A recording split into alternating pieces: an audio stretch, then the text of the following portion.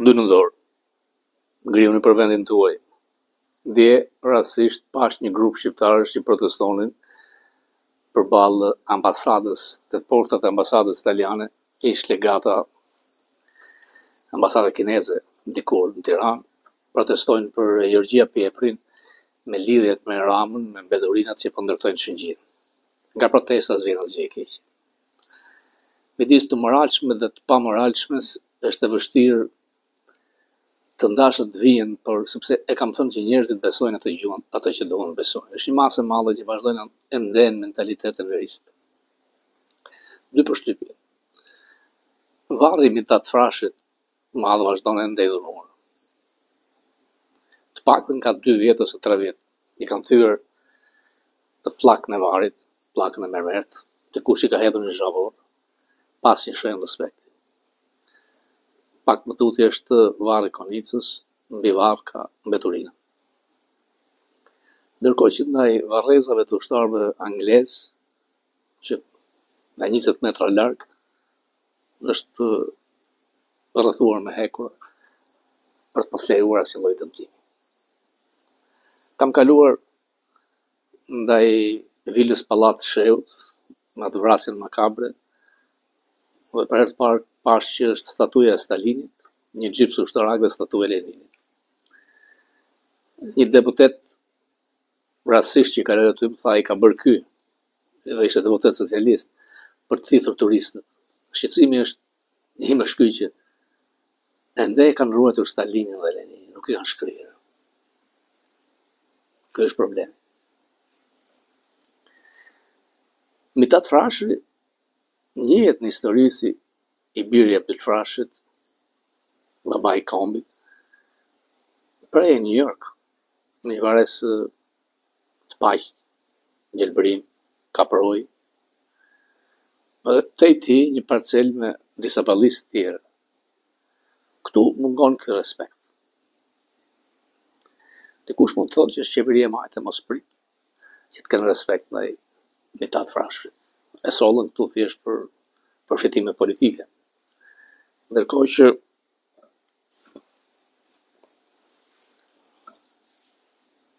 shumë nga ata që hiqen se djatë më dhejnë që kanë përfituar dhe kanë institute, nuk tregojnë dot një foto si provë që kanë qenë të varrit i New York. Për vit, me nismën e Plumlamej, në mars, kur është ditëlindja, dhe në tetor ditëvrasja, një grup shqiptarësh, 10-20 vet, mbase na e hoqën metatin, pikërisht që të mos kryenim këto kujtesa dhe një figure të madhe, që përfaqëson dikë që ishte kundër asaj që më vonë do të quhej Murtaja e Kuqja përfaqësuar nga Hoxha. Pasuesit e tij përsëri krekosen në pallate brigadesh, ç'lidhje ka pallati mbretër quhet pallat brigadesh, dhe përcillen me pompozitet ndaj nga një tjetër pallat kongresesh. Paremi pra ati. Personi që ka zëvendësuar Escobar, i dërguari i Rrupës, e injoroi Ramën. Nuk pati takime të. Pati takime në SPAK me 2 ministra, dhe kanë qenë 5 zyrtarë të PD-s që janë pritur nga një ambasadë amerikane.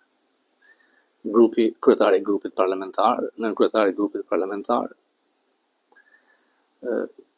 ka qenë Zhupa Ina, deputete, Jerita Tabaku dhe Bylik Bashi.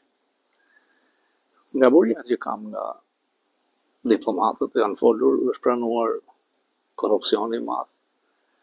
Por duke thënë që korrupsioni është një problem shoqëror në Shqipëri, shumë i gjerë, dhe të luftuar si i tillë, din për jo vetëm korrupsionin, din shumë për parregullsitë e zgjedhjeve, por duan që çdo gjë të kalojë nga BE-ja, nga përfaqësuesit e BE-s për shkuar te Departamenti Amerikan i Shtetit. Pra din çdo gjë.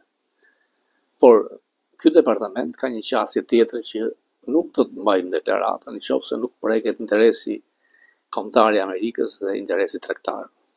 Kjo është platforma Trump. Por jo se nuk din. Fakti që ata kontaktojnë me drejtuesit e lartë të Partisë demokratike tregojnë që janë tërësisht ndryshe nga koha e Joaquim dhe Escobar, dhe kjo është një lajm pozitiv. Në Amerikë, Trump, mbas vizitës të cilën ai e quan të suksesshme në vendet aziatike, ndeshet me një problem që duket teknik. Pra, është ndërprerë puna në qeverinë federale, shutdown, askush nuk paguhet. Sepse nuk kalon ligjin Senat për buxhetin që rivlerësohet në çdo semestër, Senati ka një forcë që maggioranca kontrollon, minoranca kontrollon maggiorancën. Pra duhet të kesh 60 vota, 2/3 që të kalosh këtë ligj. Në Kongres kalon me maggiorancë thjesht. Dhe republikanët me pak diferencë kontrollojnë Kongresin, Senatin jo. Por është një opsioni nuklear, që ti nuk pyet më dhe kalon me 50+1. Por nëse ky opsion kalon, Senati humbet forcën e tij. Do të kthehet në bumerang, nëse ndryshojnë kahet. Dhe një grup republikanës nuk janë dakord me Trump. Opsioni nuklear është bërë për nominimin e ambasadorëve. Është zhbllokuar, ka kaluar në blok mbi 30, por ende asgjë për Shqipërinë. Në fakt, shutdown i qeverisë, pra mbyllja e qeverisë tregoi diçka. Janë 42 milion amerikanë që jetojnë me ndihmë ushqimore nga shteti. Ata janë rrezik aktualisht. Trump ka thënë që do të gjejë burime për t'i paguar. Ajo që kërkojnë demokratët, që të futet në ligj, është që të jetë siguracion shëndetësor falas, edhe për 14 milion emigrantë pa letra. Të cilët diçka Trump nuk do ta afirmos të kurrë. Gjatë Covid u shtuan mbulesat e shëndetësisë shëndetësore falas për një masë të madhe. Mendoj se kjo do të kishte një peshë financiare rreth $936 milion. Në fakt ka shkuar $1.3 trilion. Çak shumër nuk do t'ja di. Shpenzimet shkojnë pafund.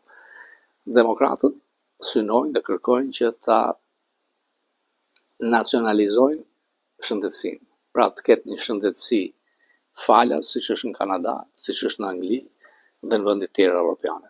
Nuk është kjo qasja amerikane. Dhe sigurimi shëndetësor kushton shumë. Por e majta nuk është e dobët në Amerikë. Kur shikon Kongresin që është aty, edhe pse Trump fitoi 2 javë përpara votimeve, duke sikur Kamala Harris mund të merrte më shumë se 75 milion vota që ka marrë. Apo kthehet në mod kjo lloj majte që kërkon gjithçka falas, gara në New York e tregon qartë, dhe mua vjen keq që ka shqiptar amerikan në New York që ende mendojnë se duhet ndihmuar Mamdani, i cili flet si socialist demokrat, por ka fraza dhe frazeologji realisht komuniste, dhe përbën një rrezik për këtë qytet që është qendra financiare e botës. Në garë pavarur është Como, sipas polleve të fundit është 6% poshtë, pra mund ta përmbys, ndaj unë modestisht i kërkoj shqiptarëve që jetojnë të pak votoni për Komën, e të majtë votoni për Komën. Sepse kandidati djathtë Sliva nuk ka shans. Trump i kërkoi që të rriqe, ai nuk u tërheq. Sistemi është i tillë, me një tur, nuk ka balotazh. Por sido që të shkoj, në New York votohet për Këshillin Bashkiak në mënyrë majoritare. Pra ti mund fitosh si kryetar bashkie, por Këshillin Bashkiak e ka përsëri partia. Por disa zyrtarë të lartë demokratë kanë mbështetur Mamdanin, sepse e shikojnë që është bërë trendi dhe do të vijë në diskutim karriget në Kongres ose në Senat pas keqasjen e tij. Ai ka një qasje komuniste, po dhe islamiste të rrezikshme. Por siç do të thoshte Trump që mos u habisni që jo larg kemi një president komunist. Nuk ka mbushur 40 vjeç, është ajo mbarira, por rreziku ekziston. Nëse Trump nuk do ketë sukses tek tarifat, pra tek ekonomia, çdo gjë nga ato që ai ka bërë do të fillojnë të kthehen bumerang. Një përplasje këtë javë ka pasur Tasli Gabbard, i cili është kreu i inteligjencës amerikane, kërkon t'i heqë FBI të drejtën e kundër zbulimit dhe inteligjencës të zbulimit. Pra, atë rol që ka për dikur me Ganiku, dhe kërkon t'i marrë disa kompetenca e vetësias. Ndaj janë detyruar drejtori i FBI dhe drejtori i CIA t'i shkruajnë Kongresit që kjo të mos ngjas. Ndërkohë, drejtori i FBI ka bërë një deklaratë, kanë shkuar forcat e FBI për të arrestuar grupe terroriste në 2 shtete amerikane. Dhe Twitteri i tij ka krijuar probleme me prokurorin e përgjithshëm sepse ka dalë përpara kohë dhe në mënyrë të pakuptim për një drejtor FBI. Nuk vepron FBI në këtë mënyrë. Trump ka bërë 2 kërcënime për luftën në Venezuelë, por dhe në Nigeri për të shpëtuar ata të krishterë që vritën të masakrojnë dhe i ka kërkuar qeverisë, ndryshe do të bombardojë, do të ndërhyjë. Ka dërguar forcat detare anije afër Venezuelës dhe duket se mund të sulmojë. Analistë shumë thotë që kjo do të dëmtonte shumë Trumpin tek maga, sepse grupet gangsterë të drogës, trafikantët në shtetet për qark Venezuelë shkojnë rreth 100.000 vetë. Në qoftë se trup amerikan do të ulen atje, do të ketë vrarë. Amerika nuk pranon asnjë ushtar të vrarë, sidomos e djathtë. Nuk është thjesht kërcënim, sepse janë pozicionuar trupat ushtarake. 3 general kanë dhënë ndërheqjen, kanë pasur përplasje me hekset. Duket që në Pentagon ka reagim masiv ndaj mënyrës autoritare të presidentit Trump përmes sekretarit inkompetent Hekset, por fundit ai që vendos është komandanti i përgjithshëm. Është dhënë visto nga Pentagoni për raketat Tomahawk për t'i dërguar Zelenskit t'i përdor ndaj Rusisë. Është ky një presion ndaj Putinit, sepse më parë Trump tha që nuk ja u dërgojmë sepse duhet deri në 1 vit për të stërvitur, nuk i përdorin dot.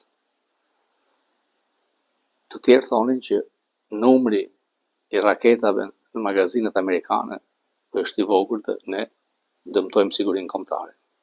Pentagoni thotë që jo, kemi numër të nevojshëm. A do ta ngrej Trump nivelin e luftës në këtë nivel të rrezikshëm? Po e kontrollon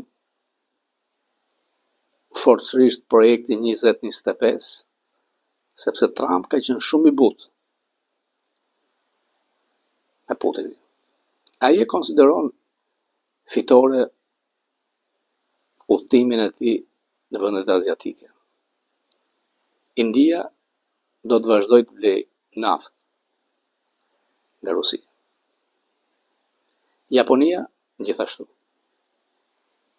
Kina dihet, pra në qoftë se këto vende do të blejnë nga nafta ruse, sanksionet e vendosura nga Amerika nuk do ta kenë atë efekt. Lukovili e ka shitur. Me njëherë mbas kësaj. Sepse sanksionet kishte edhe më parë, por nuk funksiononin. Ky sukses i madh i Trump me vizitën e tij duket se po përplaset me mbylljen e qeverisë federale dhe nuk ka një rrugë dalë, pra ata nuk pranojnë, ata nuk lëshojnë. Dhe përplasja me Ukrainën dhe Rusinë shkon në një nivel të ri. Në Ballkan ne s'kemi shkuar ende tek zyra e Donit, por fakti që Rupi dërgon përfaqësuesin e tij në Tiranë, takohet me drejtuesit më të lartë të PD-s, injoron Ramën, unë them se diçka tregon. Ju falenderoj.